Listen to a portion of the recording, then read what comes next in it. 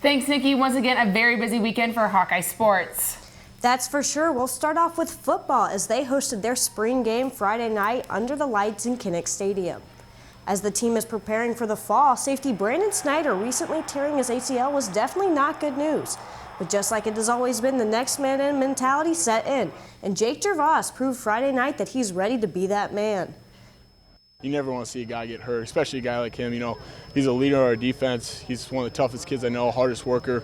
You know, it sucks to see. Knowing him, he'll come back better than ever. You know, he's a tough kid. He's strong. He'll come back. But, you know, Coach Ferentz always talks about next man in, and that's not guaranteed to be me. You know, right now it was tonight. I was working with the ones, but nothing's guaranteed moving forward. And as a secondary, as a defense, we just got to keep getting better. Gervais had a standout night on Friday with 3 interceptions throughout the game, including a pick 6. With a performance like that, it's safe to say that he is ready for the fall.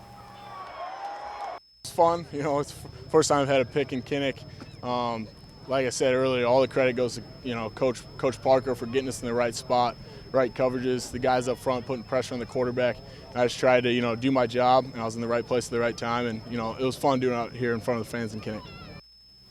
Stay with the Daily Iowan TV for more injury and position updates. And make sure to tune in tomorrow as we'll show you how the quarterback situation is looking for the fall. While the weather was nice for Iowa baseball this last weekend, the Hawkeyes struggled to find a way to win.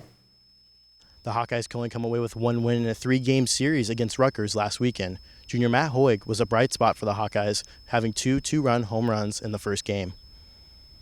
At some points, I've been letting the team down, not getting big hits to help propel us to victories that we should get, and I felt like I'm going to keep working and stick with the process, and it definitely showed tonight. While Iowa was able to pull away with the 8-5 victory on Friday, they weren't able to come away with the same results on Saturday. Too many errors and leaving runners on base allowed Rutgers to beat the Hawks 5-3. I'm gonna look back and that's gonna hurt. Like, yeah, that shouldn't happen. I make that play 100 times, every time. You know, he hurt himself in the one inning with the mistake on the mound.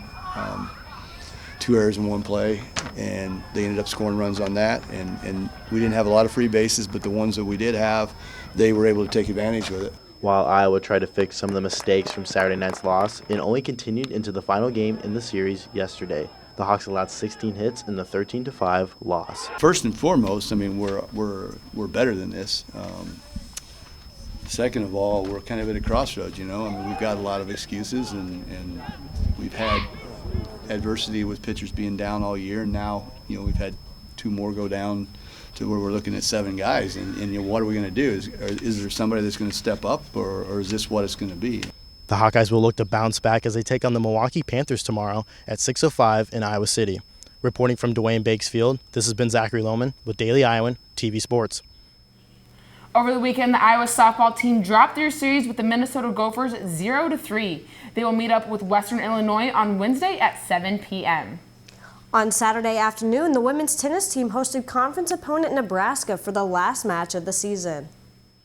On Senior Day, the Hawkeyes hosted Nebraska in one of their closest matches of the season, with some late-game heroics from Zoe Douglas and Kristen Toms helping the Hawkeyes to win this matchup. After the close matchup, assistant coach Drew Lyde had praise for all of the players. I mean, I think they all did a lot of good things, you know. I think Elise executed very well.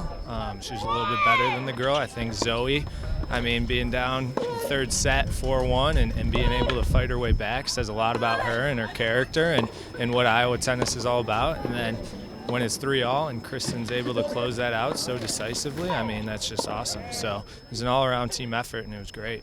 After finding herself down in the third set, Zoe Douglas managed to fight back and win in a tiebreaker. I'd lost 9 straight games, and it wasn't a good feeling.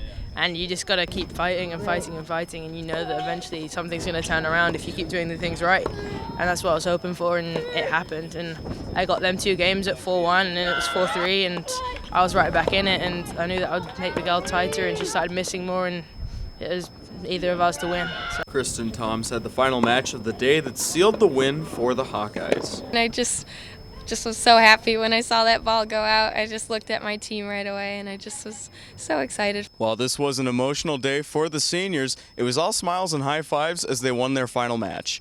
Reporting from the Hawkeye Tennis and Recreational Complex, this is Jacob Senstead, Daily Iowan TV Sports. We will have more on how the men's tennis team did over the weekend tomorrow. As for other Hawkeye sports that were in action this weekend, the men's golf team finished up in 3rd place at the Robert Kepler Intercollegiate Invitational. The women's golf team finished the Big Ten Championships in 10th place on Sunday. The men's gymnastics team competed in the 2017 NCAA Championship Finals on Saturday, and senior Andrew Botto finished 14th in the all-around with a score of 80.85. Make sure to tune in tomorrow for recaps from the track and field meet and the men's tennis from this weekend. We'll also have more from the spring game. Nikki, back to you.